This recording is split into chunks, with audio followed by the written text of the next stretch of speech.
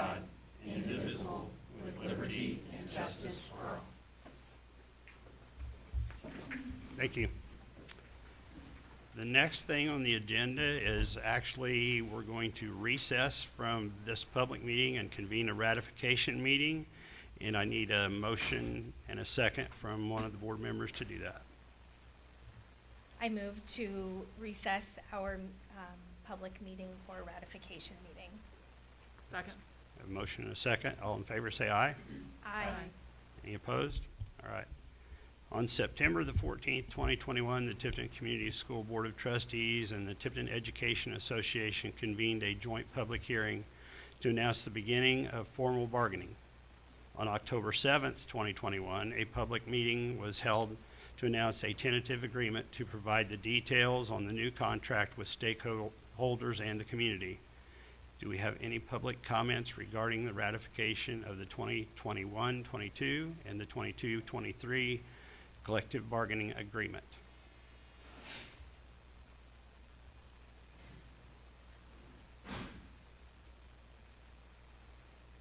Hearing none. Do I have a motion to ratify the 2021-22, the 2022 and 23 collective bargaining agreement between Tipton Community School Corporation and Tipton Education Association? I will make a motion to ratify the contract for the next 2 years between the corporation and the TDA. Second. I have a motion and a second. All in favor of ratification of the collective bargaining agreement, say aye. Aye. Any opposed? All right, thank you. Now we need a motion to adjourn the ratification meeting and reopen our regular monthly meeting. Need a motion and a second. Make a motion to adjourn the ratification meeting. Have a second? Second. I have a motion and a second to adjourn ratification meeting and reopen our regular monthly meeting. All in favor say aye. Aye. Any opposed? All right, thank you very much. Next is approval of consent agenda items, and I will, after these are approved, I will read the personnel report, and we have some overnight field trips and some exception of some donations. The consent agenda items include the approval of tonight's agenda, the approval of minutes for the regular board meeting September 14th, 2021, executive session September 14th, 2021, public hearing September 28th, 2021, and special session of October the 7th, 2021. Also approval of claims, payroll claims for September 17th, 2021, payroll claims October 1, 2021, and AP claims October 2021. Also approval of the personnel report and approval of a couple overnight field trips and approval of some donations. Need a motion to accept the consent agenda items. I motion to accept consent agenda items. Have a second? Second. Motion and a second. All in favor of approval of the consent agenda items signify by saying aye. Aye. Any opposed? All right. I will read the personnel report as soon as I find it. No certified staff this month. Classified staff, a medical leave of absence for Sarah Allison, retirement of Deanne Kalila from Tipton Middle School cafeteria, resignation, Charlotte Baird Corporation bus driver, Angela Gonzalez, third shift custodian, Tipton Elementary School. The recommendation, Valerie Boyd, instructional assistant, Tipton Elementary School, Heather Hutzlar, cafeteria employee, Tipton High School, Mackenzie Core, study table teacher, Tipton Elementary School, Mark Hendricks, third shift custodian, Tipton Elementary School, Wesley Leeper, technology support, Tipton High School, Matt Gall, study table bus driver, Jane Harper, study table bus driver, Beth Mitchell, study table bus driver, Jim Voss, additional John Hines bus driver. ECA staff, volunteer Justin Johnson, FFA livestock coach, and Jordan Michael, FFA crops coach. The couple overnight field trips are both FFA. One is Leadership Conference in Trafalgar, Indiana on November 5th through the 7th, and the other one is Foundations in Reaching Excellence, FIRE, and it is some other dates in November, I guess the next week or something after that. Donations we have this month are donations of lumber from Alan Wolford of Wolford's Tree Service and Richard Walsh from Walsh's Farms, donated over 600 board feet of poplar lumber to both the high school and middle school tech programs. Have a donation from Tesso for $8,000 towards the new playground equipment at the elementary school, and the class of 2021 donation of $1,000 towards the trees on the grounds that you see out front. So, all right, next on the agenda is the superintendent's report. Gary? Make sure I'm on here. There we go. Okay. First of all, Lucy, would you mind coming up? We would like to congratulate you for your awesome season and your third time making it to state finals. Awesome job, and you're finished this year at state finals. So congratulations. Thank you so much.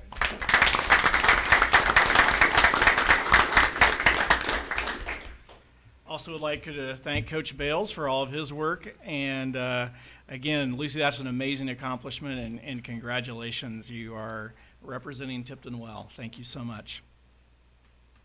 And I'm sorry we didn't get to honor you last year, because that was, we just want to forget last year. Just, so, yeah. Also wanted to just talk a little bit about Academic All-State. I had the opportunity to look up a little bit of information about this. So Joni Ripberger and Lainey Arms, and the average GPA is like 3.95. Ha! I never had anything like that in my life. So anyway, so congratulations, and what an awesome accomplishment, and what a great recognition for these student athletes. And again, they work hard on the court and in the classroom. You gotta love that.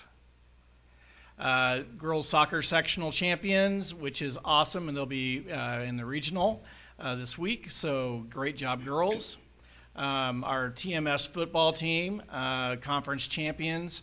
So very excited about that, and the future looks bright for Blue Devil football.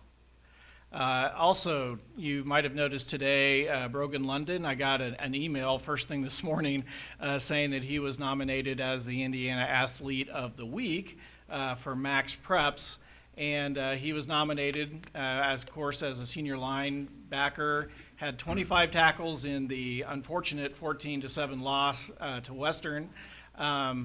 And this came a week after 17 tackles, including 4 tackles for loss, with a 21-0 win over Hamilton Heights. So anyway, this kid's doing a great job. So if you have an opportunity, it's on our social media feed. Vote for that. Vote for Brogan to be the Indiana Athlete of the Week. Pretty awesome stuff. I also want to talk a little bit about kind of the building project and what's we're slowly starting to see with some work behind the scenes. So these are renderings of what our softball, baseball dugouts will look like. Each of them has a small storage room and obviously places for our players to sit. And again, they're going to be masonry with a metal roof. If you've been to Oak Hill lately, they look just like Oak Hills. So anyway, so that's exciting, great stuff. So those are the dugouts we're looking at. Also, part of what we're doing with our redo is moving our tennis courts. One of the things we need to do for security purposes is to have a small restroom area for our tennis. And so you can see that that's just kind of a small building that'll house restrooms. Actually, we'll have 3 restrooms and then a storage room for out there. Again, this is kind of something that we believe is important for us for security purposes, so we don't have to keep the doors open here on the north end of the building during a tennis match. It's a security issue. So anyway, that's that. We are looking at placing the tennis courts. Actually, if you're looking down at the bottom, where the bottom white is actually the current high school building. So we would actually move the tennis courts forward. We have contacted all of the people that have dedicated trees in that area, and we are actually going to move those. We're not going to move the trees, but we're just going to move the plaques and the different dedicated ornaments there to some new trees that we've recently planted, and so that will be moved. And so that's one of the things that we're trying to do, and it is going to change a little bit in how we will exit the building as far as going out onto Park Road. Some of that's still being worked through. As you can tell, where the old tennis courts are, there's just kind of a outline that will become parking lot. So again, stacking the tennis courts is kind of the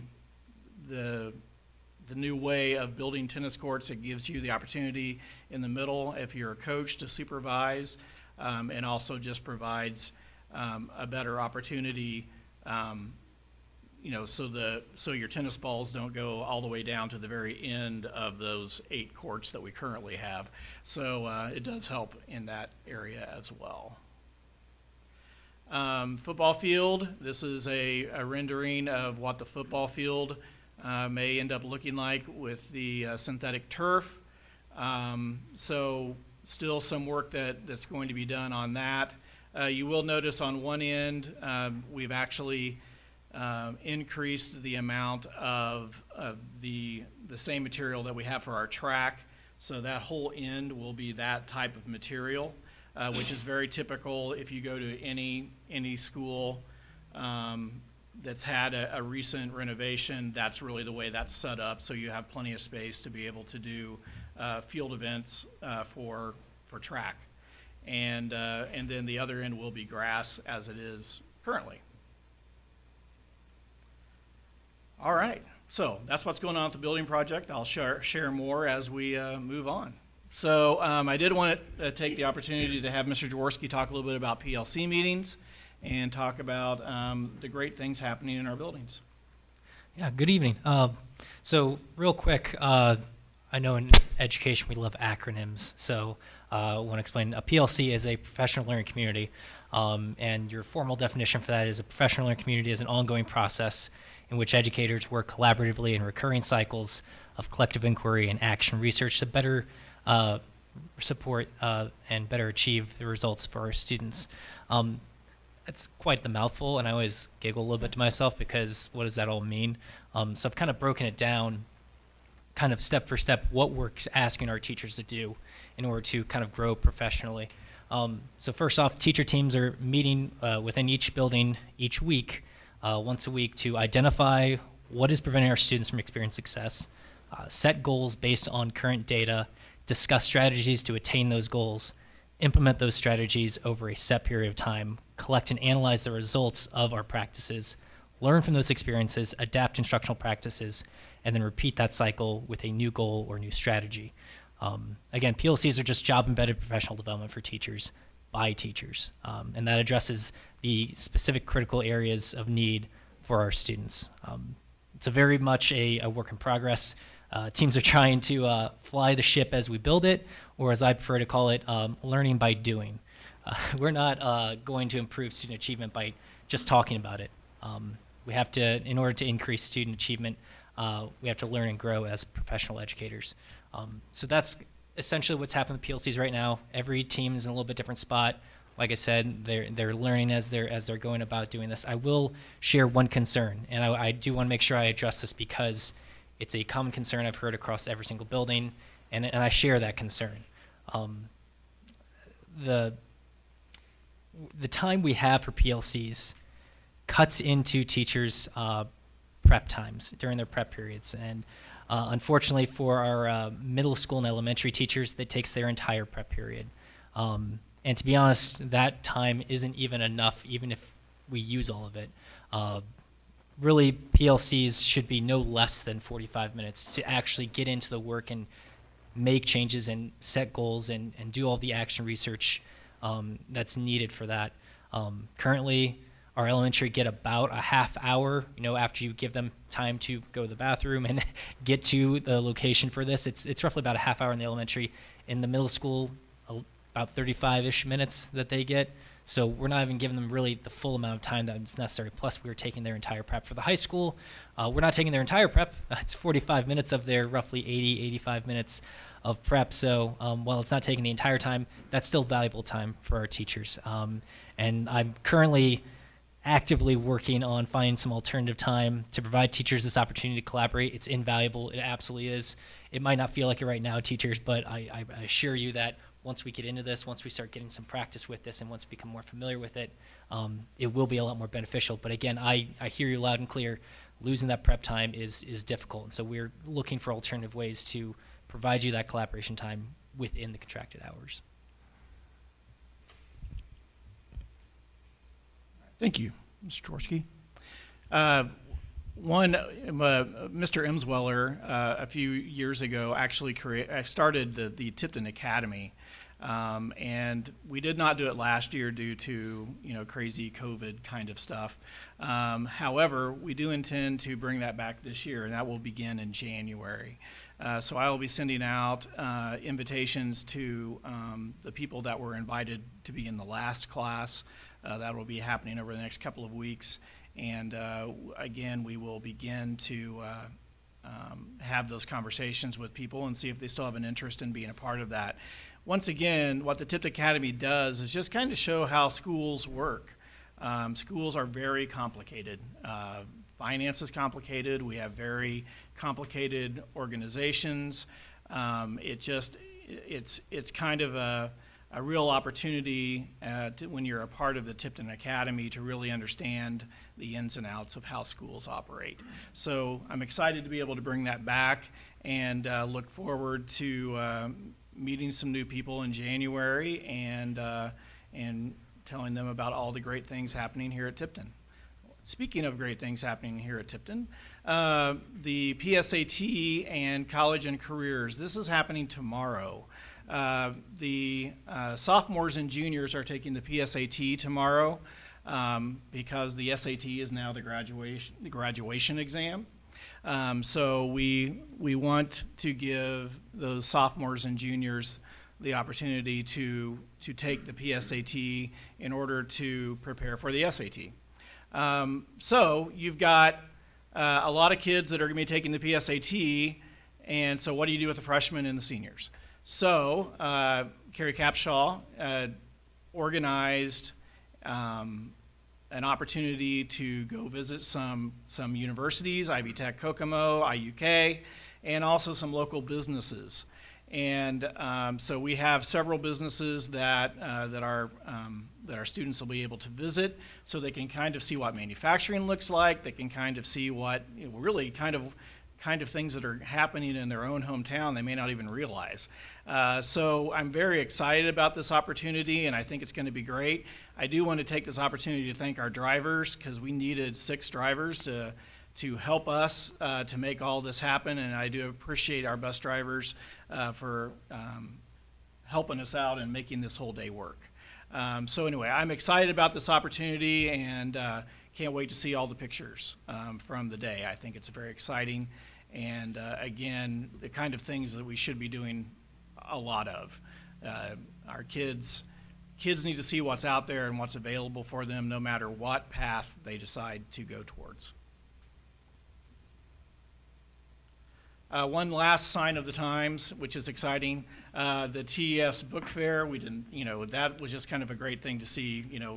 First of all, parents in the building for parent-teacher conferences, and just the book fair. So anyway, very exciting, kind of that return to normal. And boy, the book fair has changed even in like 15 years since the last time that I was a part of a book fair, but it's become a lot more sophisticated. So anyway, but very cool. And last but not least, a little bit about our tree project. Again, this has been something that we've been working on since the spring, and I I love trees, and I love to see our buildings have a little bit of a softer feel to them by having some trees as the backdrop for our buildings. So anyway, I'm excited about that, and we're hoping that they grow and look good for a while. So that's all for me. Okay. All right, thank you. Before we go any further, Lucy, you don't have to stay if you don't want to. You and your parents can take off, and Mr. Bale. It doesn't get any better. You're welcome to stay for as long as you want, so just saying. So, thank you for being here. All right, next up is Spotlight on Schools.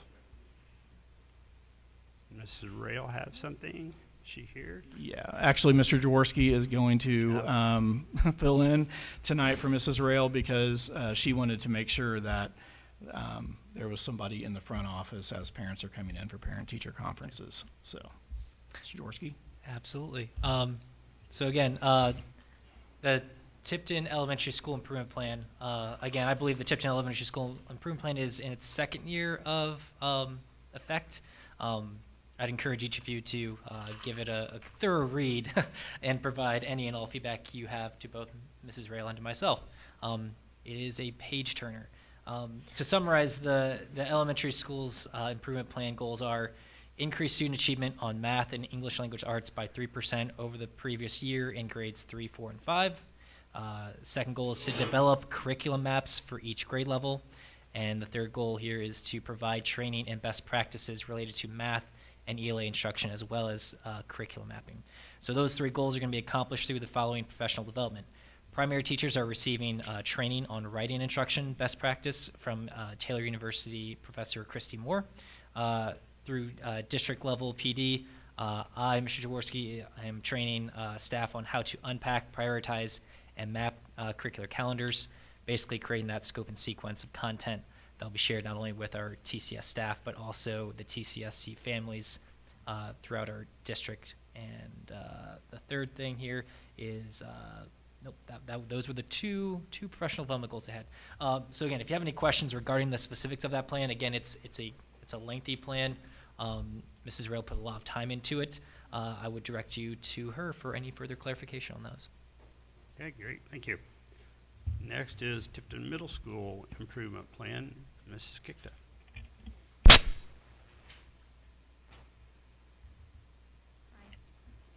I always have to move the mic down. Okay, so our plan is also in the second year of a 3-year plan. I'm happy to say that we met our behavioral goal last year, so we had 3 goals. We are still working on our math and language arts goals, so our goal is to get to 70% proficiency on the iLearn in both language arts and math, and so we're moving in that direction. But then our behavioral goal we felt we met last year, so we're going to concentrate on that academic piece. And to do that, we are working on the what of teaching, so our standards, with the unpacking standards moving up into the middle school as well. The timeline of that with our curriculum mapping, and then the how we are teaching those standards with that PLC work. So we're really trying to loop all of those things around.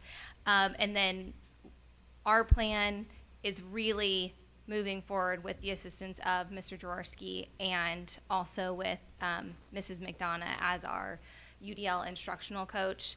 And overall, just jack of all trades. She steps in and does an amazing job for our middle school. So I want to definitely say thank you so much for letting us have these 3 instructional coaches in our buildings, because they're worth their weight in gold in terms of helping us get to these school improvement goals and just our overall student achievement goals. So thank you very much. What was your behavior goal? Our behavior goal focused on the communication piece between our staff and parents, and hoping to build that bridge between the school and home to support those kids into making the right choices behaviorally in the classrooms. Okay, thanks. Thank you. Next is Tipton High School's Improvement Plan, and Mr. Leach. Okay, I know I'm supposed to just like say the goals and all that stuff, but I think it's important that I take a minute to thank the committee that we put together for this. It was a voluntary school improvement committee, so I sent an email out to the staff and those that were interested in jumping on, obviously became a part of that. We were in the third year of a plan, but looking at those goals and kind of meeting with Mr. Jaworski, we decided that those goals kind of were more compliance goals versus real actionable items that we can move forward to improve our school. So I'm going to say who's on the committee because they did a ton of work, and I think they deserve the shout out for that. Justin Palmer, Stacy Hartley, Stephen Thompson, Jill Howell, Phil Morgan, Jason Olney, Mr. Jaworski was in the meetings as well, Dalee Bammer, Sheila Harrigan, and Fred Henderson. So we met, I don't know, probably it was at least 10 times after school during their own personal time, and went through the IDOE's template with a fine-tooth comb, which really meant we took, the first part was a lot of data collection, just trying to find the gaps and the holes in the school that we thought we could improve upon. And our improvement goals don't hit every single gap that we identified, but it got us to pieces that we think are going to have the biggest effect on student achievement. So after we collected all that data, we did a gap analysis and really identified the things that we thought would be the best for THS students. So now, to the goals. The first goal that we came up with, and we kind of worked with Mr. Jaworski in the district goals of having the standards aligned with scope and sequence. So it states by the end of the 2021-2022 school year, each content area will establish a guaranteed and viable curriculum through a standards aligned scope and sequence. And again, with this plan, we've got 4 action steps that really get us to that point at the end of the year. And it's going to be nice because with all the changes in the high school with Power School and the change of the schedule, some of that's going to fit in with e-learning and PD at the district level. So it's not going to be this massive other thing that we have to tackle. We're kind of tackling it because it was identified as something that would directly impact our students. So that's first goal. Do you have any questions about that one? No. Okay. The second goal, we identified that because when we did our root cause analysis on a couple of these gaps, we would kind of get down to we didn't feel like we were doing the best we could to engage families. And that kind of started out with the conversation of maybe we need to have more like fun events like we do, in the elementary. Like I got to go do movie night, and that was great. And the more we started talking about it, it was more like we need to identify what our parents and families need to make students successful, be it offering training opportunities for parents to have or academic conversations with kids, those kinds of things. So our goal is by the end of 2021-22 school year, we'll collect and analyze community input to establish more engagement opportunities for all stakeholders. So by November 1st, I'm again going to get a committee together for engagement. We're going to look at collecting data to see what parents and families need, for all students, and then we'll move on from there and have a series of surveys to collect some data so that starting next year we really push to engage parents at home and strengthen that tie between school and home. And then through the 3 years of the goal, it's just monitoring that and making improvements. Any questions about that one?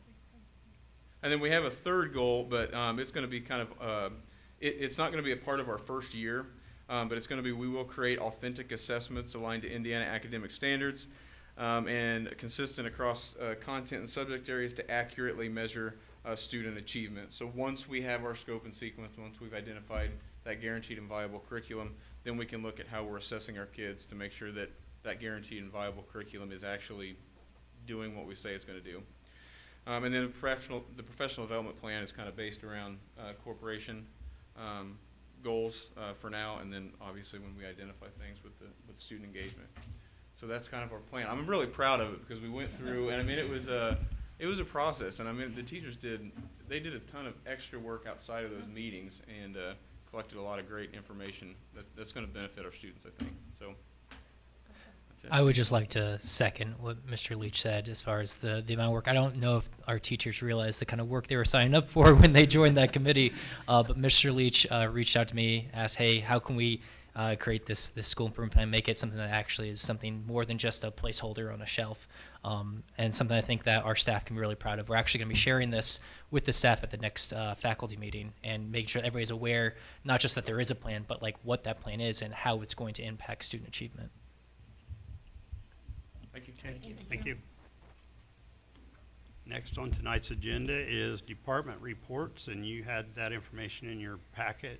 Student achievement and learning, student services, food services, and technology. Mr. Jaworski, do you have anything else, or did you cover that earlier? No, I feel Okay. I'm good. Thank you. Okay, all right. Any other questions about any of those reports that anybody has? All right, next up is the financial report with Dr. Glaze. I do want to say, and again, the whole idea of school improvement plans, before I get into the financial report, but again, the school improvement plan is for us, even though we have to turn them into the state, because we have to know where we want to go. And so I feel very happy that we are starting to get those plans to a place that we can actually make them our tools to move our schools forward. So again, thank you for everybody that worked very hard on those. So, okay, now to the financial report. The monthly report for September provides you with a summary of the monthly revenues versus expenditures. So we have a cash balance in our education fund of $327,000. This is $95,000 higher than this time last year. So we're going to call that a big win because that's a much better scenario than what we had. We project that by the end of the year, we'll have a cash balance of $203,000 in the education fund compared to negative $234,000 that we had last year. So again, very happy about how things have changed in that area. With ratification of the contract and approval of these raises, this may have a small impact to the cash balance. So we will have to look at transferring about $130,000 from the rainy day fund. This is not to cover education fund expenses, but honestly to cover the retirement incentive that we had last year. That was part of the deal that we made with our folks that took early retirement, and again, so that will have to come out of the rainy day fund. We will make the recommendation to advertise that in November and then make that happen in December. Operation fund balance is $1.5 million. Debt service is $1.2 million, and the rainy day balance is $2.5 million. So it's taken a lot of work, but I feel like we're in a much better place than we've been. So congratulations to all who made that happen.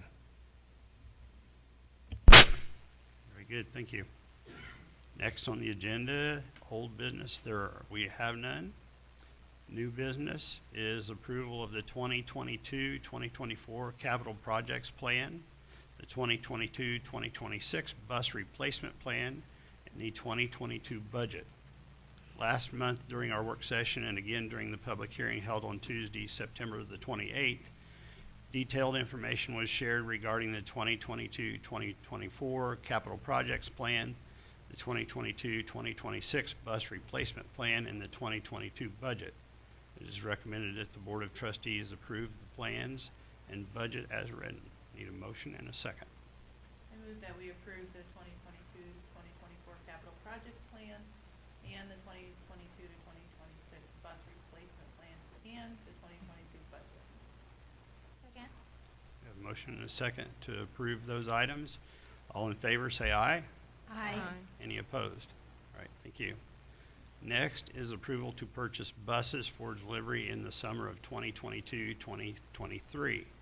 In order to take delivery of our new buses before the beginning of the 2022-23 school year, approval is needed as soon as possible for the purchase of 3 new buses, two 84-passenger and one 72-passenger bus with wheelchair lift at a total cost of $378,441. Options included on the buses and additional details are included in your packet. It is recommended that the Board of Trustees approve the purchase of buses as described. A motion and a second. I move to purchase the buses for delivery in the summer for the 2020, so that we can meet next school years. That is very challenging to say, all those 20s in a row. So yes. I second. A motion and a second to approve the bus purchase for next summer. All in favor, say aye. Aye. Any opposed? Okay, thank you. Next is consideration to approve the school improvement plans for Tipton Elementary School, Tipton Middle School, and Tipton High School. Each year, we ask the Board of Trustees to approve our school improvement plans. These plans are submitted to the state. Tipton Elementary School, Tipton Middle School plans are updated. Tipton High School plan is new. Thank you to our school improvement plan teams for their work on these documents. It is recommended that the Board of Trustees approve these plans as written. A motion and a second. Make a motion to approve the improvement plans for Tipton Elementary School, Tipton Middle School, and Tipton High School. You have a second? Second. I have a motion and a second. All in favor of approval of the school improvement plan, say aye. Aye. Any opposed? All right, thank you. Next is consideration to approve raises for non-bargaining unit members. Non-bargaining unit personnel, including secretarial, custodial, food service, nursing, corporation bus drivers, contracted non-certified personnel, and administration, are not permitted to participate in the collective bargaining process, but are still evaluated. To provide a similar increase to Tipton Community School Corporation employees not in the bargaining unit would be a 6% increase to their hourly daily rate. For contracted non-certified personnel and administration, the increase of $3,500 plus an additional 5/10 of a percent Tipton Community School contribution to health insurance premium would equal the same increases approved for certified staff. Additional detail regarding this recommendation is in your packet. It is recommended that the Board of Trustees approve these salary increases for non-bargaining unit members. Need a motion and a second. I'd like to make a motion that we approve the raises for the very valuable non-certified staff as well as our administrators. Have a second? Second. Have a motion and a second. All in favor of approval of raises for non-bargaining unit members signify by saying aye. Aye. Any opposed? All right, thank you. Next is consideration to approve construction manager for the 2022-2024 building projects. Tipton Community School Corporation received 10 proposals from construction manager for our upcoming projects. After reviewing and scoring 10 proposals and interviewing the shortlisted respondents, the evaluation committee has determined to recommend the school corporation hire R.L. Turner Corporation as the construction manager as constructor for each of the 2022-2024 renovation facility improvement projects. Need a motion and a second to make that happen. I make a motion to approve the construction manager as R.L. Turner Corporation for our 2022-2024 building projects. Second. Motion and a second. All in favor, say aye. Aye. Any opposed? Okay, thank you. Gary, I would like to comment publicly to thank Jim Ankrum for his assistance in this evaluation committee. It was a significant amount of work for folks who are not in that industry or well-versed, and Jim's input was invaluable. And so I just would like to publicly thank him. And I'd also like to publicly acknowledge that R.L. Turner is here this evening, that we have their president and CEO here, along with the project manager, Jeff Pratt, and Dick Schuyler, and Brad Whitaker.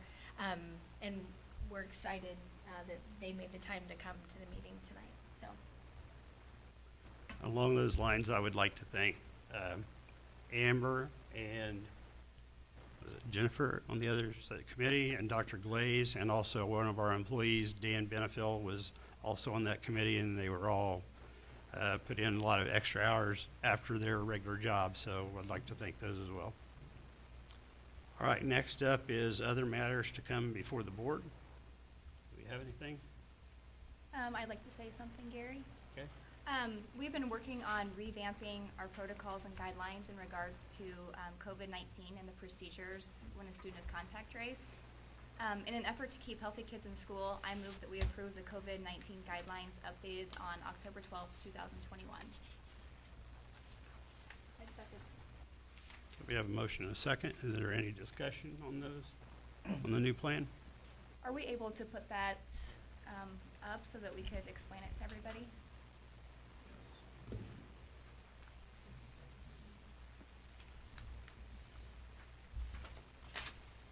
As Ryan's working on that, I think it's important to note that this policy has been in the works in daily discussion.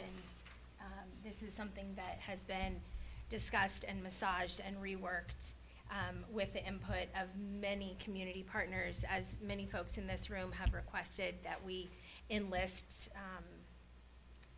the help of community partners, people that are working with kids, healthcare partners.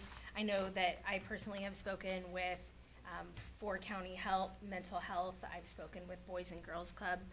Rob Cochran has been a wonderful resource in his role. And so I think it's important to note that this is a true collaboration among our entire community.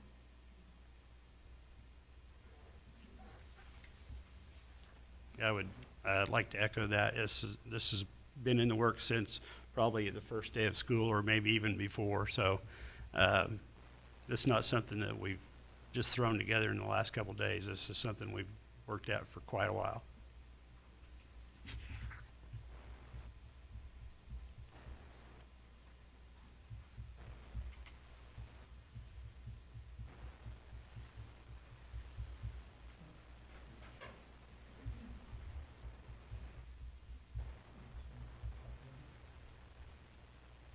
Really, the highlights of the plan are really twofold.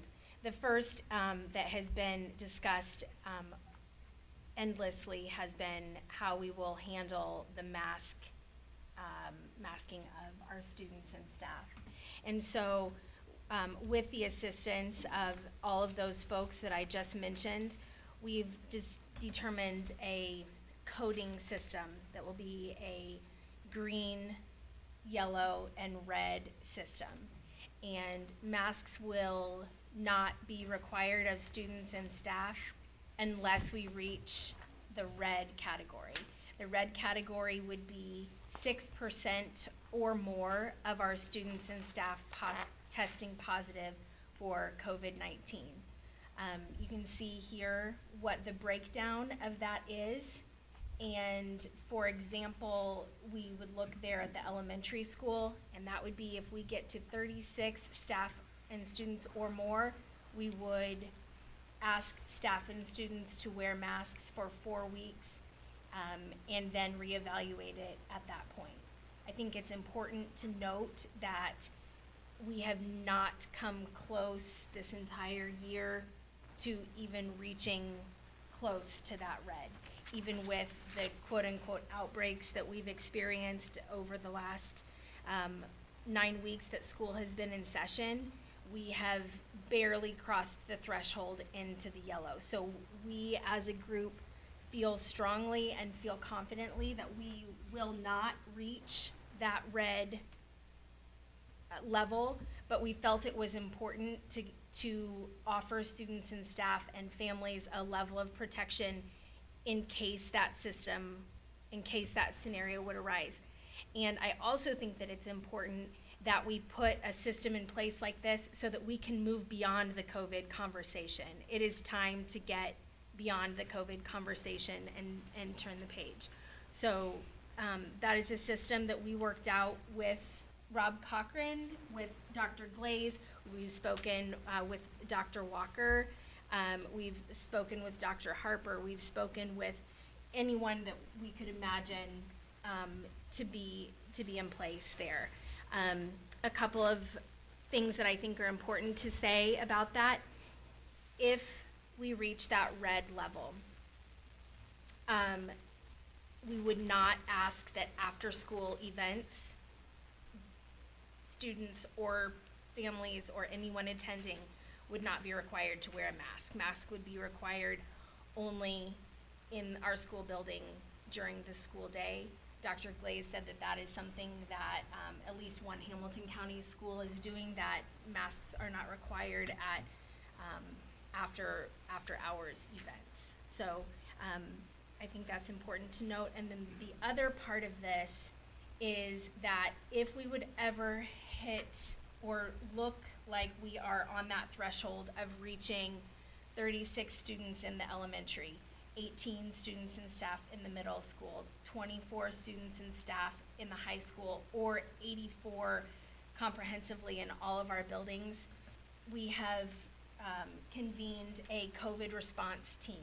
And the COVID response team is comprised of these individuals that you see here on your screen. 2 members of the board, Dr. Mary Compton, who is the Tipton County Health Officer, as well as Dr. Jeffrey Walker, IU Health Physician, Nurse Susie, Mrs. Cole, representing our teachers, Rob Cochran, who's the Director of Data and Analytics for Centric Consulting, Lindsay Ogden, the Office Manager for Tipton Department of Health, and then also Dr.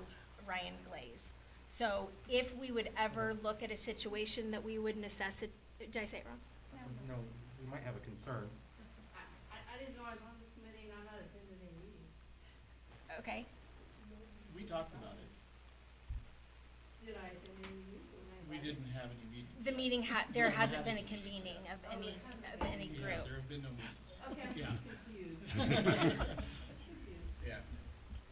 So if we would be in a situation that would require a move to or from Code Red, that group would be convened. Amber, I think, just to, in this system too, if, the middle school was in red, that doesn't mean that then the elementary would be then required to wear masks, or if the elementary was and the middle school and high school weren't. So it's a school-by-school basis, which I think is really good too. Would anyone like to touch on the second piece of the contact tracing quarantine? I can read it. In terms of the contact tracing and quarantine, let's see here. We are going to include an out-of-school virtual quarantine and an in-school quarantine. Parents and guardians will be given a choice of which protocol their child will use. Out-of-school quarantine will be 10 days out of school where the student does not attend school. They will learn virtually. They will not be able to participate in extracurricular activities as well. If a student chooses to quarantine in school, a student will be required to wear a mask for 10 days during that quarantine time. They will have in-school temperature checks as well as symptom checks and try and maintain physical distancing. If a student does not comply with those requirements, then they will be asked to continue and finish their quarantine at home.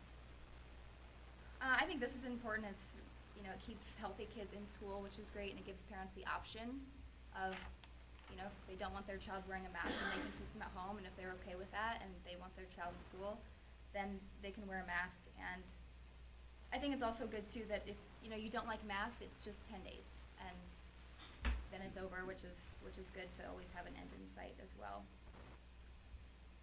So parents or guardians will be contacted if their child is identified as a close contact of a positive case. They will be asked to complete a Google form to choose which quarantine protocol they're choosing.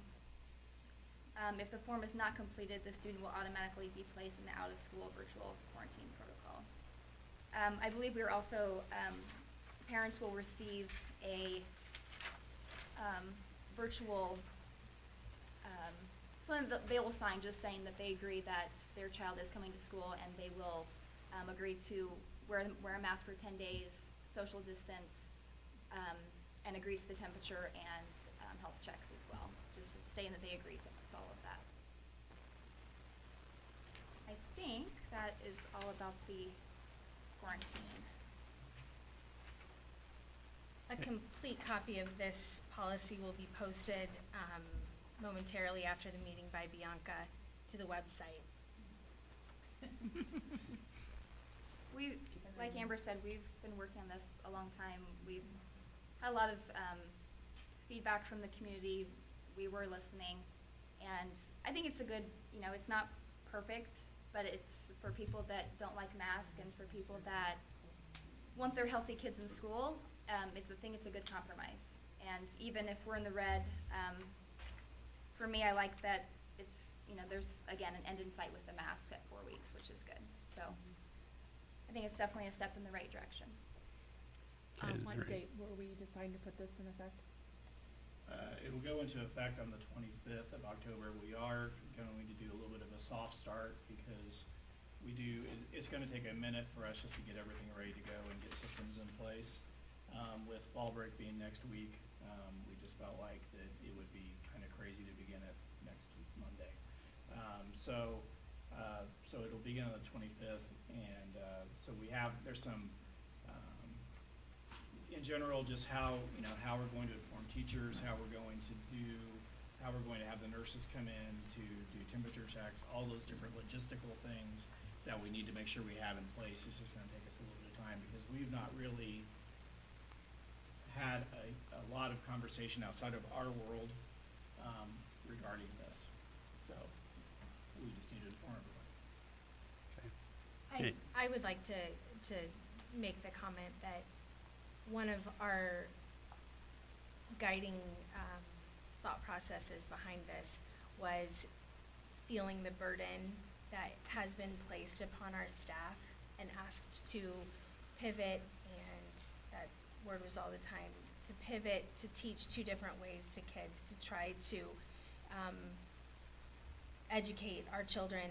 And it's been such a burden on our staff that for many of us in our group, that was also one of the things that we really wanted to accomplish, was ways to keep healthy students in the classroom so that there wasn't 2 or sometimes 3 groups of students that were trying to be taught in different ways to try to lessen, lessen the load that we hear all the time from our teachers of what they're feeling. So.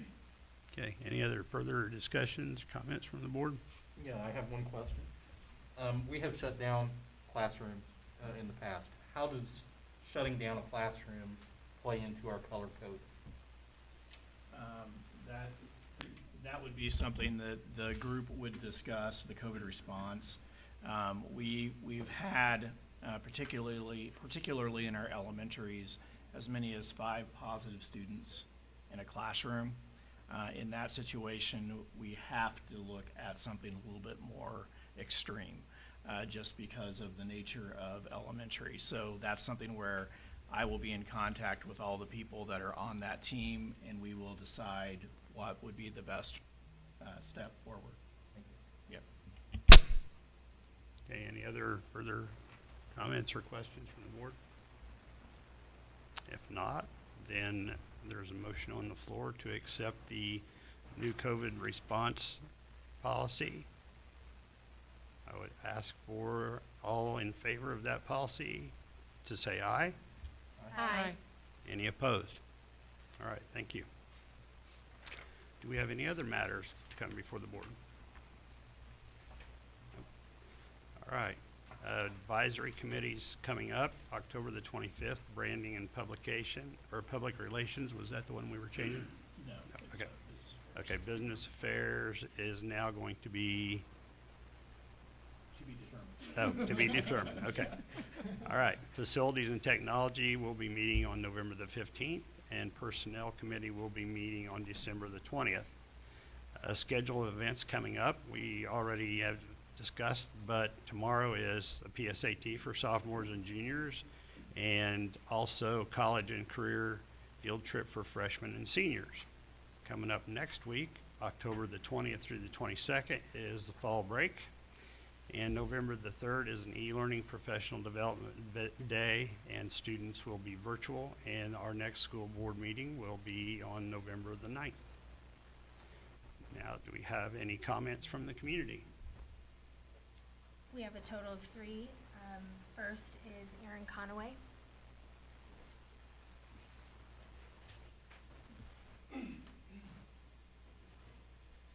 Good evening. Couple comments here. First, what a great step that the board's taken tonight with the COVID policy and the adjustments to that. So I personally want to thank you for making those changes, along with several hundred other parents on making those steps to changing how we're handling COVID and contact tracing. Something that will probably need to be addressed and thought of as moving forward You mentioned trying to turn the page on COVID and putting that behind us with this new policy, but how long this policy is in place for, and if other illnesses, if this is just for COVID symptoms, and making sure how we handle, if it's the next school year or school years beyond, how we're handling illnesses, and hopefully coming to an end of needing policies of these such ways. Capital improvements that are being made are, again, like I mentioned last month, are great and probably decades late, but they're exciting. I also want to just mention that the board really needs to continue to consider some major capital money spent on improving the education and learning of the students, because this is the number one reason most families pick a school. And with last month's results shared here in this meeting and the information that is being shared during parent-teacher conferences, it's evident that our school continues to be behind or below average. So there's really only one good way to attract new families, and having a below average education is not a very good way of doing that. Our family is living and battling hard against below average education every single night, and it is getting to be more than frustrating.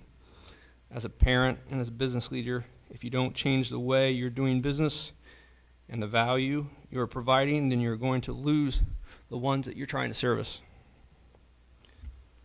Moving to a different topic, I believe there needs to be a serious review of the inconsistencies in the elementary school right away regarding having plexiglass shields that certain kids have to look through. So I say seriously, we are asking our kids to learn by looking through and reading through bent, scratched, distorted plexiglasses all day. And we wonder why our kids are having trouble learning or paying attention if we're not even considering improving some of the simple things. Also, some of the classes have them and others don't. So the teachers that have them installed need to be reassured it's okay for them to all come down tomorrow and not a requirement because other classrooms don't have them. Thank you. Thank you. Dr. Glaze, why is that certain classes have that and others do not? Last year, did all the classes have that? Yes. So why the difference this year? I don't really know the answer to that. So I'm not exactly sure. We asked teachers to keep those because we didn't know what next year was going to bring. And so I don't really have a good answer for that. So they weren't told to put them up? We did tell them to put them up. Okay. Yeah. You don't know why all of them aren't up? Right, exactly. Okay. I will say I've heard from several parents who've expressed the same concern about scratches and not being able to see through it. I think that's something we just need to look at. We can maybe ask the doctors on the COVID response team too, if those do anything at all. Okay. Second, Luann Millet. And third is Rob Cochran.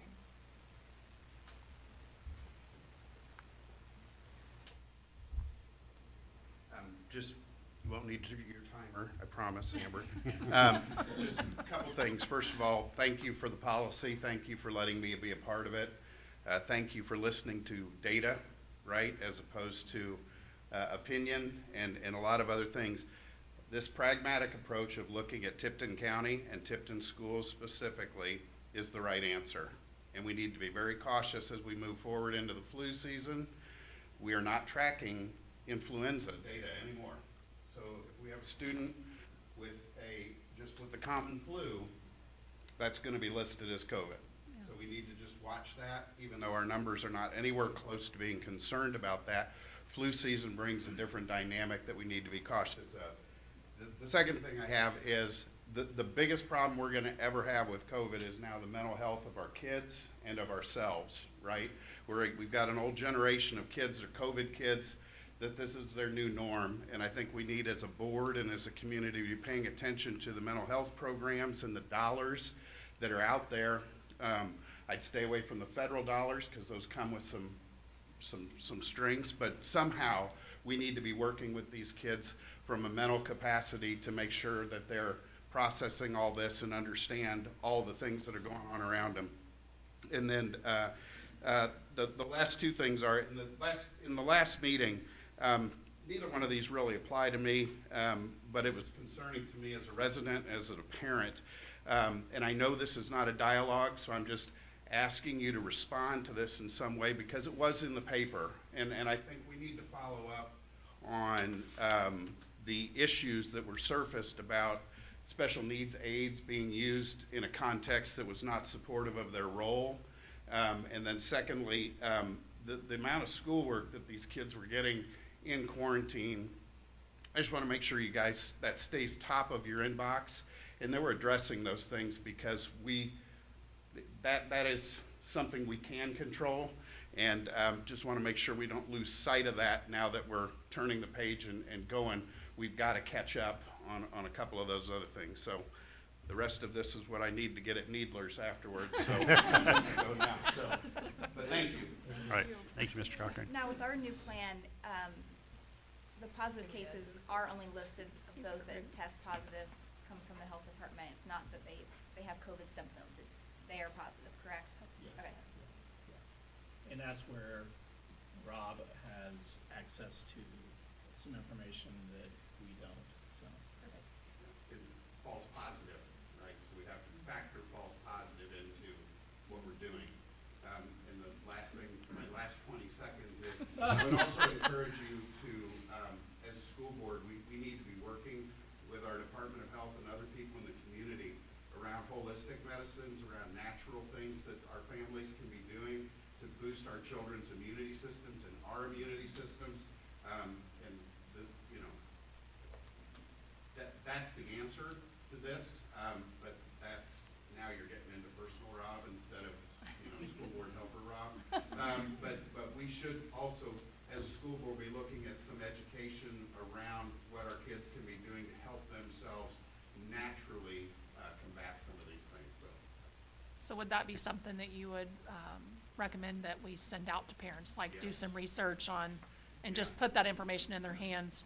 They can choose to try that or not. So, yeah. There's federal programs, again, that'll bring vitamins that we can distribute to, kids that may not have the means to do that, but anything we can do to boost the natural immunity system of the students, the teachers, administrators, bus drivers, anybody that's around that, we have the absolute cure to whatever this is built into our bodies. We just chose a different way to approach it as a nation. So. Sure. Thank you. All right, thank you. Nothing else, I would entertain a motion to adjourn tonight's meeting. Second. A motion, do we have a second? Second. All in favor, say aye. Aye. Any opposed? All right, thank you all for being here.